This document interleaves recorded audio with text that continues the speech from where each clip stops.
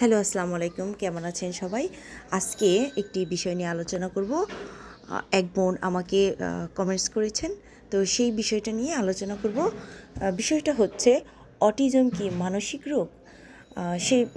আসলে অটিজম মানসিক রোগ কিনা এই ভিডিওটা দেখলে আপনি জানতে পারবেন। অটিজম মানসিক রোগ নয়, এটি একটি স্নায়বিক বিকাশজনিত অবস্থা।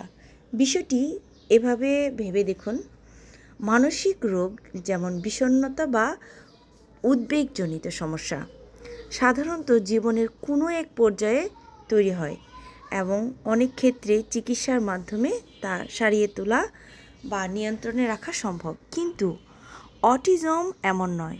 অটিজম কোনো রোগ নয় যা কোনো ভাইরাসের মতো শরীরে প্রবেশ করে বা নিরাময় করা সম্ভব। এটি ব্যক্তির মস্তিষ্কের গঠন ও কাজ করার এক ভিন্ন ধরন। অটিজমে আক্রান্ত ব্যক্তির মস্তিষ্ক সাধারণ মানুষের চেয়ে কিছুটা ভিন্ন তথ্য প্রক্রিয়া করে। অটিজমের সাথে মানসিক রোগের কতটা সম্পর্ক সেটা আপনাদেরকে একটু বোঝানোর চেষ্টা করব। আপনি হয়তো লক্ষ্য করেছেন যে অনেক অটিস্টিক ব্যক্তির মানসিক স্বাস্থ্য সংক্রান্ত কিছু সমস্যা থাকে। একটি গুরুত্বপূর্ণ পার্থক্য রয়েছে। অটিজম নিজে মানসিক রোগ না হলেও অটিজম আক্রান্ত ব্যক্তির কিছু মানসিক স্বাস্থ্যগত চ্যালেঞ্জ তৈরি হওয়ার ঝুঁকি বেশি থাকে। একে চিকিৎসা বিজ্ঞানের ভাষায় কো-অকারিং কন্ডিশন বলা হয়।